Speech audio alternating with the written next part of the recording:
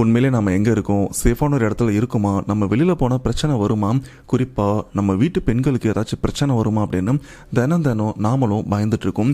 ஏன்னா அதுக்கேற்ற மாதிரி நம்ம ஊரில் சமீபமாகவே சில விஷயங்கள்லாம் நடந்துட்டு தான் இருக்குது. இப்போ தாண்டா அந்த திருத்தணி இன்சிடென்ட்லேருந்து தாண்டி அடுத்து வேளச்சேரி, அதுக்கப்புறம் பார்த்தீங்கன்னா இப்போ சிவகாசியில் ஒரு பொண்ணுக்கு ஒரு பிரச்சனை, பாவம் அந்த பொண்ணு இறந்தே போயிடுச்சு. இந்த மாதிரி ஒரு நாள் ஒரு பிரச்சனையை தாண்டி வந்துட்டு தான் இருக்கும். இதுக்கு நடுவில் இப்போது ஒரு பெரிய சம்பவமும் நடந்திருக்கு, இல்லை நடத்தியிருக்கானுங்க. அது எங்கன்னு பார்த்தீங்கன்னா நிறைய பேர் சென்னையை ரொம்பவே சேஃபான ஒரு இடமா தான் பார்த்துட்டு இருக்காங்க. அப்படிப்பட்ட சென்னையோட மத்திய கைலாஷ் இந்த OMR சரௌண்டிங்கில் ஒரு பெரிய சம்பவமே நடந்திருக்கு. சொல்ல போனால் பீகாரை சேர்ந்த ஒரு குடும்பமே இப்போ உயிரோடு இல்லை. ஆமாங்க, கணவன் மனைவி, அவங்களுடைய 2 வயசு சின்ன பையன், இவங்க 3 பேரையுமே இந்த காம ஆசைக்காக துடிக்க கொன்று அவங்க உடல்களை துண்டு துண்டாக வெட்டி அடையார் ஆற்றுல அண்ட் இந்த குப்பை கிடங்கு அப்படின்னு பல இடங்களில் போட்டிருக்காங்க.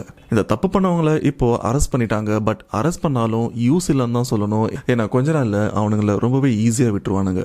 உண்மையிலே இந்த இடத்துல என்ன பிரச்சனை நடந்தது அப்படின்னு இப்போ தெளிவாக பார்க்கலாம். இப்போ தாங்க ரீசெண்டாக 3 வாரத்துக்கு முன்னாடி நம்ம ஜனவரி மாதம் ஆரம்பத்தில் பீகார்லேருந்து ஒரு குடும்பம், கணவன் மனைவி, அவங்களுடைய 2 வயசு பையன், இவங்க 3 பேருமே சென்னையில் ஒரு காலேஜில் செக்யூரிட்டி வேலைக்காக குடும்பத்தோட இங்கே தங்கி வேலை பார்க்கவும் ஆரம்பிக்கிறாங்க. அது எங்கன்னு பார்த்தீங்கன்னா தரமணியில் இருக்கிற ஒரு காலேஜில் தான் வேலைக்கும் சேர்ந்துருக்காங்க. இதில் இறந்து போன கௌரவ், அந்த பையனோட வயசு வெறும் 24 தான், அவங்க மனைவியோட வயசு வெறும் 21 தான், அவங்க குழந்தையோட வயசு 2 தான். இவங்க அந்த காலேஜில் தங்கி வேலையும் பார்த்துருக்காங்க. போன வாரம் ஞாயிற்றுக்கிழமை ஐ திங்க் அந்த சமயம் கௌரவ், அவருடைய மனைவி, அவங்க குழந்தை 2 பேருமே அந்த வீட்டில் இருந்திருக்காங்க. கௌரவ் அங்கிருந்து கொஞ்சம் தள்ளியும் வந்திருக்காரு. சடனாக அவங்க வீட்டுக்கு வரும்போது ஏதோ அழல் சத்தெல்லாம் கேட்குது. என்ன நம்ம மனைவி கத்துற மாதிரி இருக்கு அப்படின்னு இவரும் துடிச்சு வீட்லையும் பார்க்குறாரு. பார்த்தா அந்த இடத்துல ஒரு 4-5 பேர் குடி போதையில் அவங்க மனைவியோட கையை பிடிச்சி இழுத்து அவங்க கிட்ட தப்ப நடந்துக்கும் முயற்சி பண்ணியிருக்காங்க. அந்த சமயம் அவங்க 2 வயசு குழந்தை ஓரமாக நின்று அழுதுட்டும் இருக்கு. இந்த ஒரு விஷயத்த பார்த்த கௌரவ் என்ன பண்ணுறாங்கன்னா, அந்த 4 பேரை எப்படியாச்சும் தடுத்து அவங்க மனைவியை காப்பாற்றலாம் அப்படின்னு இவர் முடிஞ்ச வரைக்கும் மோதி பார்க்கலாம் அப்படின்னு அவங்கள அடிக்கவும் போறாரு. ஆனால் அங்கேருந்து அந்த வெறி பிடிச்சவனுங்க கையில் கிடைச்ச பொருள் எடுத்து கௌரவை சரமாரியாக தாக்கியிருக்காங்க. இதனால கௌரவ் நிலை குலைஞ்சு கீழே விழுந்திருக்காரு. அவரால் எதுவுமே பண்ண முடியல. ஒரு லெவலுக்கு அப்புறம் இந்த குடிவெறியில் இருக்கிற குடிகாரனுங்க என்ன பண்ணியிருக்கானுங்கன்னா, இருக்கிற போதையில் கௌரவை பயங்கரமாக அடித்து கொன்னுறானுங்க. கௌரவ் இறந்ததுக்கு அப்புறம் என்ன பண்றாங்கன்னா, கௌரவோட உடம்ப துண்டு துண்டா வெட்டி அதை ஒரு கோணி மூட்டையிலையும் கட்டி தரமணிலேருந்து டைரக்டா அடையாருக்கும் போறாங்க. அங்க இருக்கிற அடையார் ஆத்துல அந்த பாடியை தூக்கி போட்டும் வந்துடுறாங்க. இப்படிப்பட்ட காரியத்தை பண்ணிட்டு வந்த அந்த குடிகாரனுங்க இதோட நிறுத்தினானுங்களான்னு கேட்டீங்கன்னா கிடையாது. இதுக்கப்புறம் கௌரவோட மனைவியை என்ன பண்ணிருப்பானுங்கன்னு உங்களுக்கு தெரிஞ்சிருக்கும். அவங்களை அந்த இடத்துல கற்பழிச்சு அவங்களையும் அங்கே கொன்னுறானுங்க. கொன்னது மட்டும் இல்லாம அவங்க உடலையும் துண்டு துண்டா வெட்டிடுறாங்க. இப்ப கௌரவம் இறந்தாச்சு, அவரோட மனைவியே இறந்தாச்சு. அந்த இடத்துல அந்த 2 வயசு குழந்தை அட்லீஸ்ட் அதையாச்சும் விட்டுருக்கலாமே அப்படின்னு நமக்கு தோடுது. ஆனால் அந்த குடிகார பாடு பசங்க என்ன பண்ணியிருக்காருன்னா, அந்த 2 வயசு குழந்தைய கூட சும்மா விடல, கல்லாலே அந்த குழந்தைய அடிச்சு அந்த இடத்துல கொண்டு இருக்கானுங்க. குழந்தையும் இறந்துட்டு இருக்கு. இப்போ கௌரோட மனைவியோட உடம்ப துண்டு துண்டா விட்டிருக்காங்களே, அதையும் குப்பை கிடங்குல எடுத்துட்டு போயிட்டும் போட்டுடுறானுங்க. இது கூடவே இந்த குழந்தையோட உடம்ப தூக்கி வேற எங்கேயோ போட்டு வந்துடுறானுங்க. இது எல்லாத்துக்குமே மெயின் காரணம் என்ன தெரியுமா? இந்த குடி போதை, இது கூடவே இந்த காம போதை, இது எல்லாமே கலந்துதான் அந்த குடிகாரனுங்களை இந்த அளவுக்கும் மாற்றிருக்கு. இதில் இந்த கொலை கேஸ் எப்படி போலீஸ்க்கு தெரிய வந்தது அப்படின்னு பார்த்தீங்கன்னா, 2 நாளைக்கு முன்னாடி விடிய காலையில் ரோட்டோரமாக, அந்த அடையார் ரோட்டோரமாக கிட்ட ஒரு கோணிப்பை, சாக்கு பையும் இருந்திருக்கு. அதில் ரத்தமாகவும் இருந்திருக்கு. சந்தேகப்பட்டவங்க போலீஸ்க்கும் கால் பண்ணியிருக்காங்க. போலீஸும் செக் பண்ணி பார்க்கும்போது அதில் ஒரு வயசு பையனோட உடம்பு இருக்கிறது தெரிஞ்சு உடனே CCTV கேமராலாம் செக் பண்ணியிருக்காங்க. அப்போது இந்த இருட்டான நேரத்தில் 2 பேர் பைக்கில் அந்த கோணி மூட்டையை இந்த இடத்துல போட்டு போனதையும் பார்த்துருக்காங்க. உடனே நம்பரை வச்சு அவங்களும் ட்ரேஸ் பண்ணி பிடிச்சிட்டு இருக்கானுங்க. பிடிச்சி விசாரிக்கும் போது தான் இப்படிப்பட்ட கேவலமான விஷயத்த பண்ணியிருக்காங்க அப்படின்னு தெரிய வந்திருக்கு.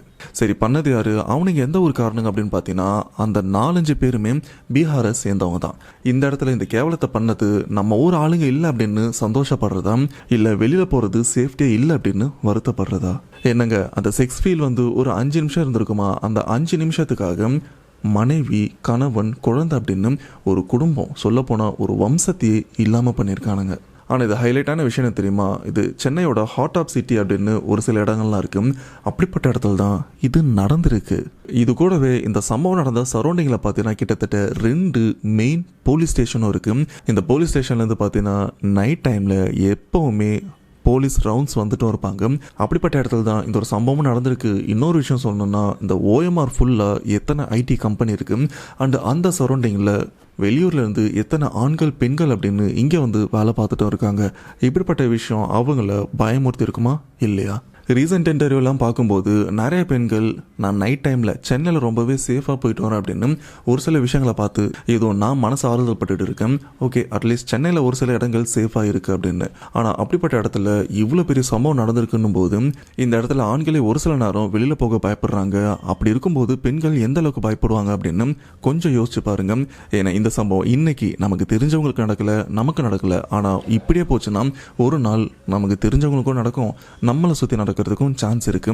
இதுக்கு காரணம் நம்ம ஊரோட சட்ட ஒழுங்கு அந்த அளவுக்கு மோசமா இருந்துட்டு இருக்கு. இந்த இடத்துல தப்பு பண்ணவங்களை பிடிச்சி உடனே கொல்லுங்க அப்படின்னு நான் சொல்லலை. ஆனால் அவனுங்க பண்ண தப்பை வந்து அவனுக்கு ஃபீல் பண்ணுற அளவுக்கு ஏதாச்சும் ஒன்று பண்ணி விட்டால் நல்லாயிருக்கும். தூக்கில் போட்டால் இன்னும் நல்லா தான் இருக்கும். ஆனால் அதெல்லாம் நம்ம ஊரில் நடக்கிறதுக்கு சாத்தியமே இல்லை. ஏன்னா ஒரு சைடில் ஹியூமன் ரைட்ஸ்ன்னு ஒருத்தவங்க தேவையில்லாமல் வருவாங்க. தேவையான விஷயத்துக்கு அவங்க வரவே மாட்டாங்க, மொக்கையான விஷயத்துக்கு தான் வருவாங்க.